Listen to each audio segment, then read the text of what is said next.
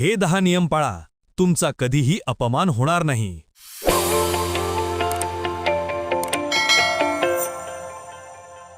मित्रांनो, तुम्ही कधी अशा लोकांशी डील केली आहे का, जे तुमची सहनशक्ती म्हणजे पेशन्स तपासण्यात माहीर असतात?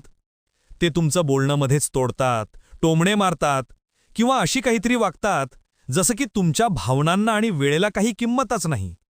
समाजात सर्रास हाच सल्ला दिला जातो की नजरअंदाज करा, हसून सोडून द्या. पण खरं सांगायचं तर हा साधा उपाय आता काम करत नाही. जर तुम्ही वारंवार होणाऱ्या या अपमानाला सहन करून कंटाळला असाल तर तुम्ही अगदी योग्य ठिकाणी आलायत. या व्हिडिओमध्ये मी तुमच्यासोबत असे 10 अचूक आणि प्रभावी मार्ग शेअर करणार आहे, ज्यांच्या मदतीने तुम्ही पूर्ण आत्मविश्वासाने आणि शांतपणे अपमानाचा सामना करू शकता. यासाठी ना तुम्हाला तुमचा संयम गमवावा लागणार, ना तुमची किंमत कमी करावी लागणार. हा व्हिडिओ संपण्यापूर्वी तुमच्याकडे अशी जबरदस्त हत्यारं असतील ज्यांनी तुम्ही तुमच्या आयुष्याच्या सीमा स्पष्ट पाहू शकाल आणि या जगाला दाखवून द्याल की तुम्ही इज्जतीच्या लायक आहात. चला तर मग सुरुवात करूया. नियम पहिला, शांत आणि भेदक नजर. हे तुमच्या शस्त्रागारातील सर्वात जास्त दुर्लक्षित पण सर्वात प्रभावी हत्यार आहे. एक शांत, स्थिर आणि खोल नजर. नाही तुम्हाला काही बोलायचं नाहीये, नाही तुम्हाला कोणतीही मोठी रिॲक्शन द्यायचीये, फक्त एक शांत, स्थिर आणि खोल नजर. जेव्हा कोणी तुमचा अपमान करतं तेव्हा हे एक साधं पाऊल शक्तीचं संतुलन पूर्णपणे बदलू शकतं. यामुळे काय होतं? कारण अपमान करणारे लोक तुमच्या प्रतिक्रियेवर जगतात. तुमच्या रागातून, तुमच्या बचावात्मक भूमिकेतून किंवा तुमच्या निराशेतून त्यांचा अहंकार पोचला जातो. पण जेव्हा तुम्ही त्यांच्या वागणुकीला एका शांत, थंड डोक्याने सामोरे जाता तेव्हा त्यांचा तोल जातो. त्यांना त्यांच्याच वागणुकीला सामोरे जावं लागतं आणि अनेकदा ते त्यांच्याच चुकीच्या वागणुकीच्या ओझ्याखाली दाबले जातात. एक छोटी गोष्ट सांगतो. मी एका मीटिंगमध्ये होतो जिथे एक माणूस वारंवार माझं बोलणं मध्येच तोडत होता. सुरुवातीला मी नम्रपणे बोलण्याचा प्रयत्न केला, पण तो थांबला नाही. मग मी माझी रणनीती बदलली. मी माझ्या खुर्चीवर मागे टेकलो, हात क्रॉस केले आणि शांतपणे, पापणी न हलवता त्याच्या डोळ्यात डोळे घालून बघत राहिलो. कोणताही भाव नाही, फक्त शांत निरीक्षण. खोलीतलं वातावरण बदललं. तो गडबडला, आपलं म्हणणं पूर्ण करू शकला नाही आणि सगळ्यात मोठी गोष्ट तर मीटिंग संपेपर्यंत त्याने मला पुन्हा कधीही अडवलं नाही. माझ्या त्या शांत नजरेने ते काम केलं जे शब्द कधीच करू शकले नसते. सन्मानाची मागणी केली. हा फक्त समोरच्याला अस्वस्थ करण्याचा मार्ग नाहीये. हे तुम्हालाही आठवण करून देतं की तुम्ही तुमच्या भावनांची प्रतिक्रिया कोणालाही देण्यासाठी बाध्य नाही आहात. शांत नजर हे फक्त एक साधन नाहीये, ती एक घोषणा आहे. आणि ती अशी आहे की मी स्वतःची इतकी इज्जत करतो की तुझ्या या खेळात सामील होणार नाही. नियम दुसरा, स्वतःला सिद्ध करण्याची सवय सोडा. चला एका अशा जाळ्याबद्दल बोलूया ज्यात आपण सगळे अनेकदा अडकतो. स्वतःला स्पष्टीकरण देण्याची गरज. तुम्ही एखादा निर्णय घेता आणि अचानक आलोचकांची गर्दी जमा होते. तू असं का केलंस? हे बरोबर आहे असं तुला वाटतं का? सत्य हे आहे की तुमचं आयुष्य हे कोर्ट नाहीये आणि तुम्हाला तुमच्या निर्णयाचा बचाव कोणासमोरही करायची गरज नाही.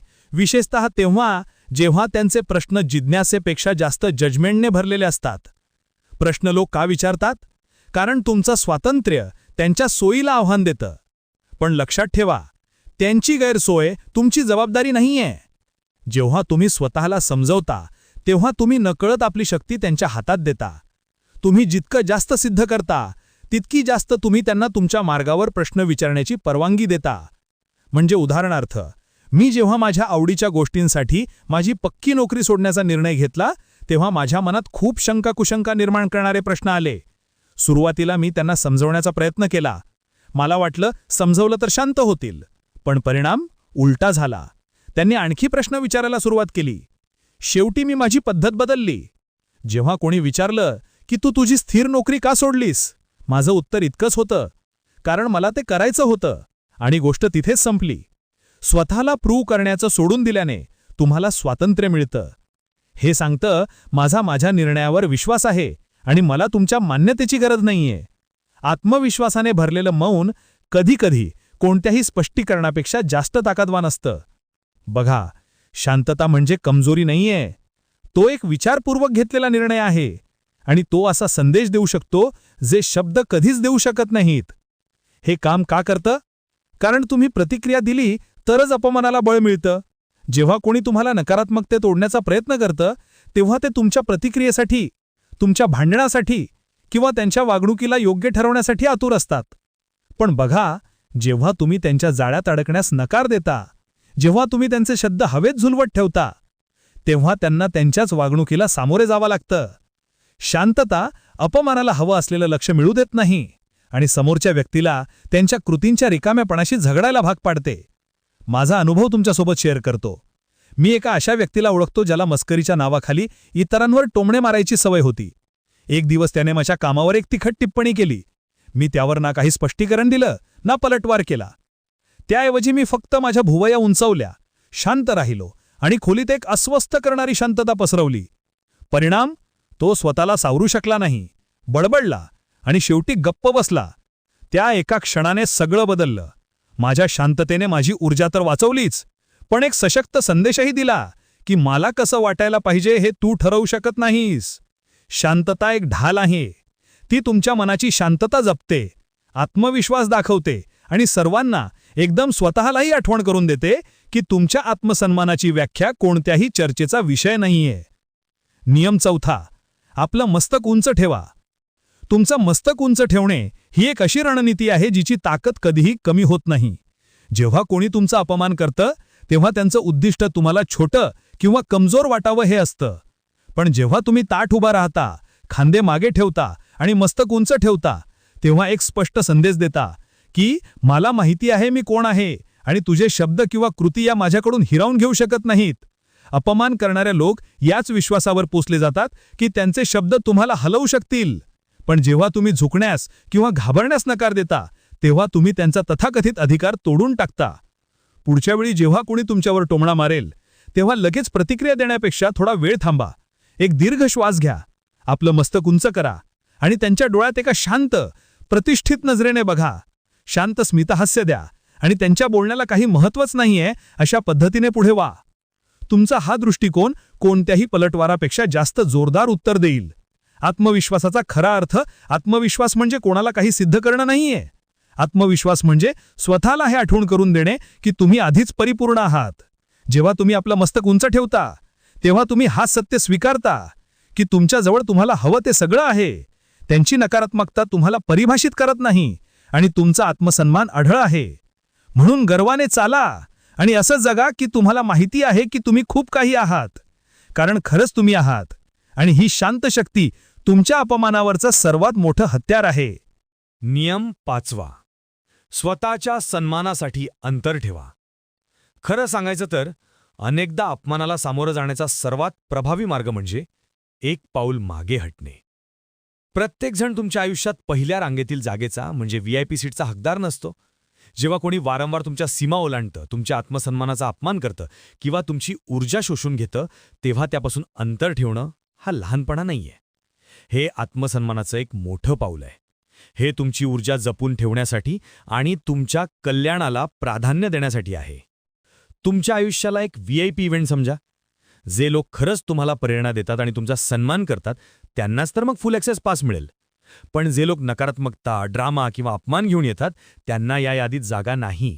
हे अगदी सोपं आहे. माझ्या एका मित्राला माझ्या निर्णयांची मस्करी करण्याची सवय होती. सुरुवातीला मी दुर्लक्ष केलं. मला वाटलं मी जास्त प्रतिक्रिया देत आहे. पण हळूहळू त्याच्या टिप्पण्यांमुळे मला त्रास होऊ लागला. म्हणून मी एक शांत निर्णय घेतला. कोणताही वाद नाही, कोणताही ड्रामा नाही, फक्त अंतर राखून राहायचं. परिणाम काय? मला हलकं आणि स्वतंत्र जाणवू लागलं. मला हे समजलं की मी अशा नात्यांसाठी पात्र आहे जे मला घडवतात, तोडत नाहीत. सत्य हे आहे की आपल्या शांतीचं रक्षण करणं स्वार्थ नाहीये, ते अत्यावश्यक आहे. अंतर ठेवल्याने स्पष्टता, विकास आणि अर्थपूर्ण नात्यांसाठी जागा तयार होते. ही एक शक्तिशाली आठवण आहे की आत्मसन्मानाची सुरुवात तेव्हाच होते जेव्हा तुम्ही ठरवता की तुमच्या जगात तुम्ही कोणाला जागा देणार. नियम 6, प्रश्नांद्वारे लक्ष विचलित करा, म्हणजे डिफ्लेक्ट विथ क्वेश्चन्स. आता पुढचा मुद्दा समजून घ्या. जेव्हा कोणी तुमचा अपमान करता तेव्हा तो तुम्हाला भडकवण्याचा किंवा तुमच्यावर प्रभुत्व गाजवण्याचा विचारपूर्वक केलेला प्रयत्न असतो. पण प्रतिक्रिया देण्याऐवजी किंवा बचावात्मक होण्याऐवजी परिस्थिती उलटवून टाका. त्यांना 2 शांत आणि सरळ प्रश्न विचारा. तुम्हाला असं बोलणं योग्य का वाटतंय? आणि तुम्हाला यातून नेमकं काय साध्य करायचंय? याने काय होतं? कारण प्रश्न समोरच्या व्यक्तीला त्यांच्या वागणुकीबद्दल विचार करायला भाग पाडतात. अनेकदा पहिल्यांदाच. अपमान बहुतांशी आवेगात किंवा सवयीने केले जातात. पण जेव्हा तुम्ही त्यांना स्वतःला स्पष्टीकरण देण्यासाठी मजबूर करता, तेव्हा तुम्ही त्यांचा प्रवाह थांबवता आणि संभाषणाचं नियंत्रण पुन्हा तुमच्या हातात घेता. कल्पना करा, मीटिंगमध्ये कोणी वारंवार तुमचं बोलणं तोडत आहे. अशा वेळी टोमणा मारण्याऐवजी शांतपणे विचारा, मला असं वाटलं की तुम्ही माझं बोलणं वारंवार तोडत आहात. यामागे काही खास कारण आहे का? त्याच क्षणी तुम्ही शक्तीचं समीकरण बदलून टाकता. हे ना उद्धट आहे या भांडखोर आहे, हे फक्त इतकंच दर्शवतं की नियंत्रण इथे माझं आहे आणि मी तुम्हाला माझी मर्यादा ओलांडू देणार नाही. प्रश्न विचारणं केवळ तणाव कमी नाही करत, तर तुम्ही संयमित आणि दृढनिश्चयी आहात हेही दाखवतं. नियम 7. स्पष्ट शब्दात मर्यादा आखा, म्हणजे वर्बल बाउंड्री विथ क्लॅरिटी. इथे एक गोष्ट महत्त्वाची आहे. कधीकधी अपमानाला सामोरे जाण्याचा सर्वात चांगला मार्ग म्हणजे त्याला सरळ आणि स्पष्टपणे संबोधित करणे. याचा अर्थ रागावणं किंवा सीन क्रिएट करणं नाहीये. याचा अर्थ शांतता आणि दृढनिश्चयाने हे सांगणं की तुम्ही काय स्वीकारणार आणि काय नाही. मला असं बोलणं आवडत नाहीये, कृपया आदराने बोला. कृपया मला मध्येच तोडू नका, मला माझं म्हणणं पूर्ण करायचं आहे. अपमान अनेकदा चालू राहतो कारण त्याला चॅलेंज दिलं जात नाही.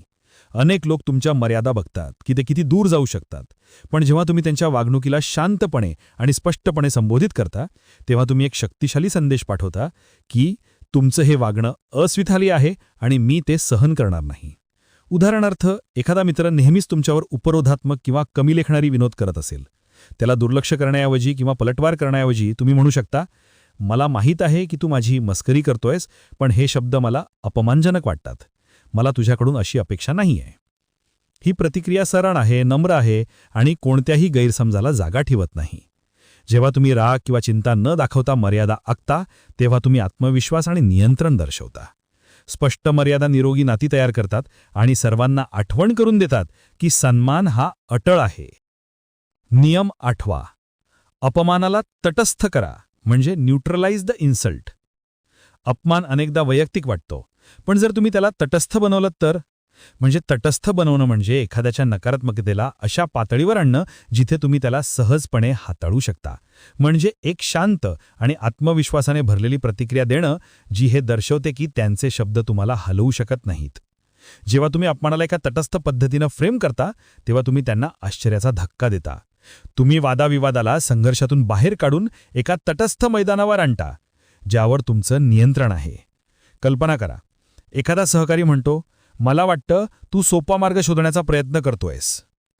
बचावात्मक होण्याऐवजी तुम्ही उत्तर देऊ शकता, होऊ शकतं, किंवा मला फक्त कार्यक्षमतेचा आग्रह आहे. याला आणखी चांगलं कसं बनवता येईल याबद्दल तुमच्या सूचना ऐकून मला आनंद होईल. ही प्रतिक्रिया आत्मविश्वास आणि सकारात्मकता दर्शवते आणि दाखवते की तुम्ही तुमच्या अटींवर रचनात्मक चर्चेसाठी तयार आहात. आंतरिक शांतीचं रक्षण हा नियम दाखवतो की इतरांची नकारात्मकता तुमच्या आत्ममूल्याला देवीभावात नाही. अपमान करणं तेव्हाच थांबतं जेव्हा लोकांना दिसते की त्यांचा अपमान निष्प्रभ ठरतोय. संदेश स्पष्ट आहे की तुझी नकारात्मकता मला किंवा माझ्या प्रतिक्रियेला विभावित करत नाही, आणि हा संदेश सर्वात जास्त शक्तिशाली असतो. नियम 9. देहबोली वापरा, म्हणजे कंट्रोल युअर फिजिकल प्रेझन्स. अनेकदा तुमच्या शब्दांपेक्षा तुमच्या हालचालींमध्ये आणि देहबोलीत जास्त ताकद असते. जेव्हा तुम्ही अपमानाला सामोरं जात असाल, तेव्हा तुमच्या शरीराचा पवित्र आत्मविश्वास आणि नियंत्रण दर्शवू शकतो तुमच्या शब्दांपेक्षा जास्त प्रभावीपणे. हे कसं करायचं? पवित्रा सुधारा, म्हणजे सरळ उभे राहा किंवा बसा. चांगली मुद्रा दर्शवते की तुम्ही आत्मविश्वासी आहात आणि सहजासहजी हलणारे नाहीत. यामुळे लगेच सन्मान मिळतो. नजरेत नजर मिजवा, स्थिर आणि कायमस्वरूपी डोळ्यांशी संपर्क साधा. याने सूचित होते की तुम्ही लक्ष देत आहात आणि घाबरलेले नाहीत. यामुळे लगेच सन्मान मिळतो. शांत आणि नियंत्रित हालचाली टाळा. घाबरलेली हालचाल किंवा अस्ताव्यस्त हावभाव टाळा, कारण हे असुरक्षिततेचं लक्षण असू शकतं. कल्पना करा, कोणी तुमचं बोलणं मध्येच तोडतंय. त्यांच्याशी भांडण्याचा प्रयत्न करू नका. थांबा, बोलणं बंद करा. शांत नजरेने त्यांच्याकडे बघा आणि त्यांच्या संपण्याची वाट बघा. नंतर शांतपणे म्हणा, मी माझं बोलणं पूर्ण केलं नव्हतं, कृपया मला ते पूर्ण करू द्या. अपमान असुरक्षितता शोधतो. खाली झुकलेले खांदे, नजर चुकवणे किंवा घाबरलेली स्थिती याचा अपमान करणारे फायदा घेतात. आत्मविश्वास दाखवा. सरळ उभे राहून डोळ्यात बघून आणि संयम राखून तुम्ही स्पष्ट संदेश देता की मी असा माणूस नाहीये ज्याला सहज वाकवता येईल. तुमची उपस्थिती तुमच्या आत्मसन्मानाचं आणि अधिकाराचं प्रतीक बनते. तुम्हाला जास्त प्रतिक्रिया देण्याची किंवा जास्त स्पष्टीकरण देण्याची गरज नसते. तुमची उपस्थितीच तुमचं विधान बनते. नियम 10वा, उद्देशाने संभाषण संपवा. म्हणजे कधीकधी अपमानाला हाताळण्याचा सर्वात प्रभावी मार्ग म्हणजे संभाषण तिथेच संपवून द्यायचं. पण ते कसं करायचं हे खूप महत्त्वाचं आहे. हे कसं कराल? शांत आणि दृढ प्रतिक्रिया. जर कोणी सतत तुमचं बोलणं तोडत असेल तर म्हणा, मला असं वाटत नाही की हे संभाषण उपयुक्त ठरत आहे. जेव्हा आपण आदराने बोलू शकू तेव्हा आपण यावर पुन्हा चर्चा करूया. स्वतःसाठी वेळ काढा. जर एखादा मित्र अपमानजनक टिप्पणी करत असेल तर म्हणा, मला वाटतं आपण एकाच पानावर नाही आहोत. मी सध्या इथेच थांबतोय. तुम्ही तुमच्या ऊर्जेचं नियंत्रण तुमच्या हातात घेता. हा संदेश देतो की तुम्ही तुमच्या वेळेचं आणि ऊर्जेचं मूल्य समजतात आणि ते नकारात्मकतेवर वाया घालवत नाही. हा दृष्टिकोन संघर्ष न वाढवता परिस्थिती हाताळण्याची शक्ती देतो. जेव्हा तुम्ही शांतपणे पण निर्णायक पद्धतीने संभाषण संपवता तेव्हा तुम्ही दुसऱ्या व्यक्तीला हवी असलेली प्रतिक्रिया देणं टाळता. लक्षात ठेवा, तिथून निघून जाणं हे दुर्बलतेचं नाहीये तर ताकदीचं प्रतीक आहे. हे दाखवतं की तुम्ही तुमच्या शांतीला म्हणजे पीसला आणि मानसिक स्थिरतेला कोणत्याही वाद किंवा सिद्ध करण्याच्या गरजेपेक्षा जास्त महत्त्व देता. या व्हिडिओचा अंतिम आणि महत्त्वाचा मेसेज: अपमानाला हाताळणं म्हणजे आक्रमक होणं नाहीये, तर ते विचारपूर्वक आणि सन्मानजनक पद्धतीनं प्रतिक्रिया देणं आहे. ते शांत मौन असो, अंतर ठेवणं असो किंवा अधिक आत्मविश्वास असो, तुमच्या प्रत्येक पावलात तुमचा आत्मसन्मान दिसायला हवा. तुम्ही स्वतःची किंमत कराल तसतसे तुम्ही अशा लोकांना आकर्षित कराल जे तुम्हाला मोठेपणा देतात आणि तुमची कदर करतात. म्हणून शांतता स्वीकारा, मजबूत व्हा आणि तुमच्या शांतीचं रक्षण करण्यासाठी कधीही माफी मागू नका, कारण सन्मानाची सुरुवात तुमच्यापासून होते. मित्रांनो, तुम्हाला हे विचार आवडले असतील आणि पटले असतील तर व्हिडिओला लाईक करा, शेअर करा आणि चॅनलवर नवीन असाल तर सबस्क्राईब करा. धन्यवाद. जय श्री कृष्ण. राधे राधे.